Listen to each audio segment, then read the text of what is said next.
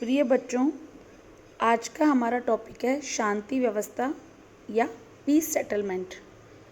प्रथम विश्व युद्ध जो 28 जून 1914 को शुरू हुआ था, जब उसका अंत हुआ, ये 1565 दिनों तक लड़ा गया और इस युद्ध में अत्यधिक मात्रा में जन धन की हानि हुई।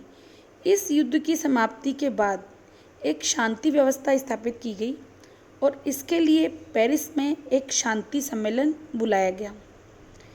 युद्ध विराम के बाद विजयी राष्ट्रों के सामने सबसे बड़ा प्रश्न था एक ऐसी व्यवस्था स्थापित की जाए ताकि विश्व में स्थायी रूप से शांति हो, और इसी के लिए पेरिस में एक सम्मेलन बुलाया गया। जो पेरिस में जो सम्मेलन बुलाया गया उसमें 32 राज्यों को आमंत्रित किया गया था। इनमें जो पराजित राष्ट्र थे, जर्मनी, ऑस्ट्रिया, बल्गेरिया, तुर्की, इनको आमंत्रित नहीं किया गया और सोवियत रूस को भी इसमें आमंत्रित नहीं किया गया। शांति सम्मेलन का जो पहला पूर्ण अधिवेशन था वो 18 जनवरी 1919 को प्रारंभ हुआ। जब ये सम्मेलन प्रारंभ हुआ तो इस सम्मेलन में, जब आपको पता है, मैंने आपको बताया कि 32 देशों के प्रतिनिधियों को बुलाया गया था, तो इतने बड़े जो इसके अलावा पराजित राष्ट्रों के प्रतिनिधि भी बाद में शामिल हुए थे। और इस सम्मेलन का प्रमुख कार्य था पराजित राष्ट्रों के साथ संधियां करना, शांति एवं व्यवस्था बनाए रखना। इन सब काम के लिए इतने बड़े जो राष्ट्रों का जो प्रतिनिधि थे, उनके द्वारा व्यवहारिक दृष्टि से एक मत होना असंभव था। अतः सम्मेलन में कार्य को सुचारू रूप से चलाने के लिए 10 व्यक्तियों की एक सर्वोच्च शांति परिषद गठित कर दी गई। लेकिन जब धीरे धीरे जब काम किया तो पता चला कि जो 10 सदस्य हैं उनमें भी एक मत होना मुश्किल है। इसलिए बाद में चल के 4 व्यक्तियों की एक समिति गठित कर दी गई। और ये 4 व्यक्ति कौन थे? इनमें थे अमेरिका के वुड्रो विल्सन, फ्रांस के प्रधानमंत्री क्लीमेंशो, ब्रिटेन के प्रधानमंत्री लॉयड जॉर्ज और इटली के प्रधानमंत्री ऑरलैंडो। ये इसके अंतर्गत थे। ऑरलैंडो चूँकि अंग्रेजी भाषा से अनभिज्ञ थे और आगे चल के उनकी विल्सन से भी झड़प हो गई। इस कारण संपूर्ण दायित्व किस पर आ गया? जो बाकी के 3 मूर्ति थे उन पर आ गया। तो हम देखते हैं कि जो महत्वपूर्ण जो कार्य इस जो पेरिस शांति सम्मेलन में जो किया गया वो किनके द्वारा किया गया? इन 3 मूर्तियों के द्वारा किया गया। अब हम बात करेंगे शांति सम्मेलन के मूल आधारों की। जो शांति सम्मेलन था उसमें जो निर्णय किए गए थे उसके अंदर जो व्यक्ति थे उनके भारी मतभेद थे। जो राष्ट्रपति वुड्रो विल्सन थे अमेरिका के, वो आदर्शवादी विचारधारा के समर्थक थे।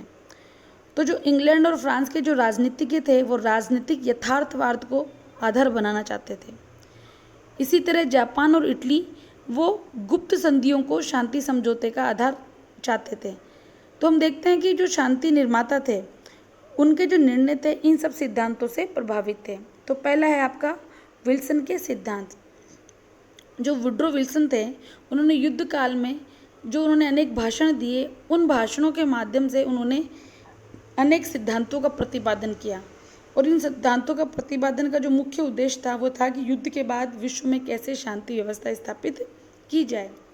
8 जनवरी 1918 को अमेरिकी कांग्रेस के समक्ष उन्होंने एक भाषण दिया और उस भाषण में उन्होंने 14 सूत्रों का प्रतिपादन किया। और ये 14 जो सूत्र थे वो भविष्य में शांति के आधार बनाना वो चाहते थे। दूसरा प्रमुख आता है आपकी गुप्त संधियाँ। युद्ध काल में जो मित्र राष्ट्र थे उन्होंने इटली, चीन, जापान, रोमानिया, रूस के साथ अनेक संधियां की थी। और इनका उद्देश्य क्या था? उनका उद्देश्य था कि इन सब राष्ट्रों को युद्ध में सम्मिलित किया जाए और उनका सक्रिय सहयोग प्राप्त किया जाए। इनमें थी आपके कुस्तुनतुनिया की संधि, लंदन पैक्ट, साइकस-पिको समझौता, रोमानिया के साथ संधि, सेंट जीन डी मेरियो का समझौता, फ्रांस और रूस का समझौता आदि ये प्रमुख संधियाँ थी। इन संधियों को आधार बनाते हुए इन राष्ट्रों की मांग थी कि जब शांति समझौते किए जाएं तो इन संधियों की जो शर्तें थी उनको भी इसमें लागू किया जाए। अगला आपका आता है रूस की बोल्शेविक क्रांति। मैं आपको पहले टॉपिक में बता चुकी हूँ कि इसी युद्ध काल में रूस में बोल्शेविक क्रांति हो गई थी और वहाँ साम्यवाद की स्थापना हो गई थी। तो ये जो 1917 की जो क्रांति थी, इसने भी पेरिस के शांति सम्मेलन के निर्णयों को प्रभावित करने में महत्वपूर्ण भूमिका अदा की। अगला जो आपका पॉइंट है वो है राष्ट्रीय त्याग का प्रश्न। महायुद्ध के परिणाम स्वरूप 4 विशाल साम्राज्यों का पतन हो गया था और रूस में बोल्शेविक क्रांति हो गई थी। शांति सम्मेलन के नेताओं को भी एक सीमा तक राष्ट्रीयता के सिद्धांत को स्वीकार करना पड़ा और Poland, Czechoslovakia, Yugoslavia, Lithuania, Latvia, Estonia आदि नवीन राज्यों का निर्माण किया गया। अगला जो आपका पॉइंट आता है वो है बड़ी शक्तियों के राष्ट्रीय हित। बड़ी शक्तियों के राष्ट्रीय हितों ने भी शांति समझौतों को अत्यधिक प्रभावित किया। पेरिस शांति सम्मेलन में अमेरिका, इंग्लैंड, फ्रांस और इटली का वर्चस्व बना रहा और अधिकांश निर्णय इन शक्तियों द्वारा ही किए गए थे। अगला जो पॉइंट आता है जिसने इन पेरिस शांति संधि को जो प्रभावित किया वो है ब्रेस्ट लिटोवस्की संधि।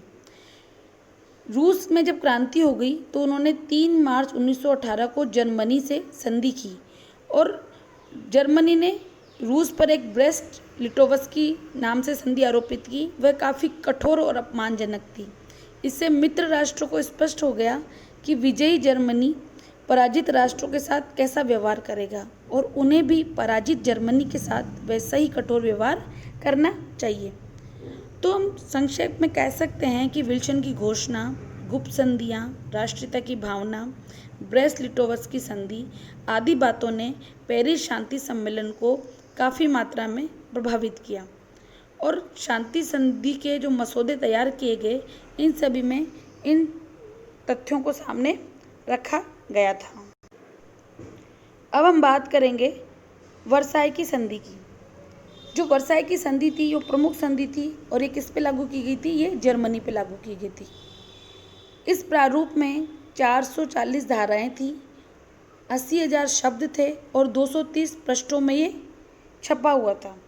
इस संधि की जो प्रमुख धाराएं हैं वो हैं वर्साई की संधि की शर्तें। इसके अंदर प्रमुख है राष्ट्र संघ संबंधी प्रस्ताविदा। राष्ट्र संघ का निर्माण पेरिस शांति सम्मेलन की एक महत्वपूर्ण उपलब्धि थी और वर्साई संधि का ये अभिन्न अंग था। दूसरा जो महत्वपूर्ण इसमें जो धारा है वह है प्रादेशिक व्यवस्था। वर्साई संधि के द्वारा जो जर्मनी के अल्सेस और लोरेन के प्रदेश थे उनको छीन लिया गया और उनको वापस फ्रांस को दे दिया गया। दूसरा, जर्मनी के आक्रमण से बेल्जियम को जो क्षति हुई थी इसकी पूर्ति के लिए मार्सनेट, यूपेन, मालमेडी के जर्मन क्षेत्र किसको दे दिए गए? बेल्जियम को दे दिए गए। इसके अलावा उत्तरी जर्मनी के सेल्सविग में जर्मन संग्रह किया गया और इसके आधार पर सेल्सविग डेनमार्क को दे दिया गया।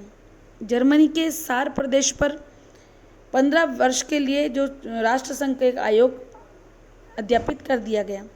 इसके अलावा जर्मनी की पूर्वी सीमा पर सबसे अधिक हानि उठानी पड़ी और पश्चिमी प्रशिया, पोजन, साइलेशिया का एक बड़ा भाग पोलैंड को दिया गया। इसके अलावा जर्मनी के डेंजिंग बंदरगाह और नगर के आसपास का 700 वर्ग मील का क्षेत्र किसको दे दिया गया? राष्ट्रसंघ के अंतर्गत रख दिया गया। इसके अलावा मेम्बल बंदरगाह और उसके आसपास के क्षेत्र को लेकर लिथुआनिया को दे दिया गया। इस प्रकार इस जो पूरी धाराएं थी इससे जर्मनी को यूरोप में 25,000 वर्ग मील का क्षेत्र गंवाना पड़ा। ठीक है। इसके अलावा जर्मनी के जो औपनिवेशिक साम्राज्य थे, मतलब जो उसने उपनिवेश स्थापित कर रखे थे, उन सबको छीन लिया गया और उसको राष्ट्रसंघ के नियंत्रण में रख दिया गया। अगली जो वर्साई की संधि की धारा थी वो थी सैनिक व्यवस्था। इसमें जर्मनी की जल, थल और वायु सेना पर स्थायी प्रतिबंध लगा दिया गया, अर्थात उसका पूर्ण तरह से निशस्त्रीकरण करने का प्रयास किया गया। इसमें एक प्रमुख धारा थी कि जर्मनी को अनिवार्य सैनिक सेवा समाप्त करनी होगी। इसके अलावा जर्मन सैन्य अधिकारियों को कम से कम 25 वर्ष तक और सैनिकों को 12 वर्ष तक सैनिक सेवा में रहना पड़ेगा। जर्मनी के प्रधान सैनिक कार्यालय को समाप्त कर दिया गया। ठीक है। उसका जो अस्त्र शस्त्र, गोला बारूद जो उत्पादन था उसको भी सीमित कर दिया गया। सभी प्रकार के टैंक, भारी तोप, सैनिक कारों, लड़ाकू वायुयानों पर प्रतिबंध लगा दिया गया। इसके अलावा जर्मनी की वायुसेना को पूर्णतः नष्ट कर दिया गया।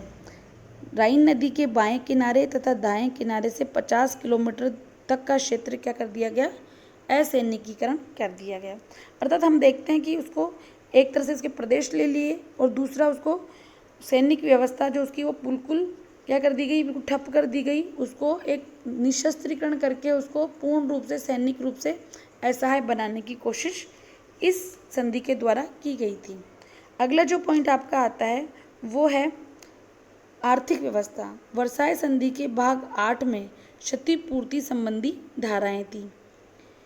इस जो क्षतिपूर्ति की धाराएं थी ये इसमें महत्वपूर्ण था कि इसमें एक महत्वपूर्ण जो धारा वो थी कि इसमें धारा 231 में ये कहा गया कि जो भी विश्व में जितनी भी हानि हुई है इस युद्ध के द्वारा उसका जो उसका आरोप है वो किस पे लगा दिया गया, जर्मनी पे लगा दिया गया। और इसलिए कहा कि जितना भी सामान नष्ट हुआ है, जो भी हानि हुई है उसकी वसूली किससे की जाएगी, उसकी वसूली की जाएगी जर्मनी से। और इसके लिए क्षतिपूर्ति आयोग बना दिया गया। जर्मनी मित्र राष्ट्रों को 5 अरब डॉलर मूल्य का सोना, जहाज, अमानत माल अदा करेगा। कब तक, जब तक इस आयोग की रिपोर्ट नहीं आएगी। ठीक है, इसलिए इसके अलावा यह तय किया गया कि जर्मनी 1600 अथवा इससे अधिक टन भार वाले क्षमता वाले व्यापारिक जहाज किसको दे देगा, मित्र राष्ट्रों को सौंप देगा। इसके अलावा जर्मनी ने फ्रांस को कोयला 70 लाख टन कोयला प्रतिवर्ष देने के हिसाब से 10 वर्ष तक देना तय किया। मतलब जर्मनी मित्र राष्ट्रों को प्रत्येक को कोयला भी देगा। इसके अलावा जो युद्ध काल में मित्र राष्ट्रों के जो क्षेत्र क्षतिग्रस्त हो गए थे उनके पुनर्निर्माण के लिए जर्मनी से ही मशीनें, औजार, पत्थर, ईंटें, लकड़ी के सामान आदि दिए जाएंगे। इसके अलावा जर्मनी को अपने पनडुब्बी, बेतार के तार मित्र राष्ट्रों को दे दिए गए। तो हम देखते हैं कि इन उदाहरणों से कि जर्मनी को आर्थिक रूप से पूर्ण रूप से पंगु बनाने की कोशिश की गई। एक तो उसके क्षेत्र ले लिए गए, उसके सैनिक दृष्टि से उसको कमज़ोर कर दिया गया और दूसरा उसकी अर्थव्यवस्था को नष्ट करने की भी कोशिश की गई। अगली जो धारा इसके अंदर वर्साय की संधि में थी वो थी कानूनी व्यवस्था। धारा 227 से 230 का संबंध दंड से था।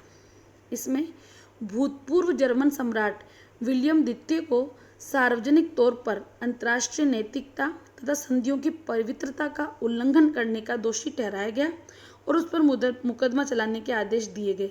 लेकिन चूंकि वो नीदरलैंड सरकार के शरण में था तो नीदरलैंड ने उसको देने से मना कर दिया और उस पर मुकदमा नहीं चल पाया।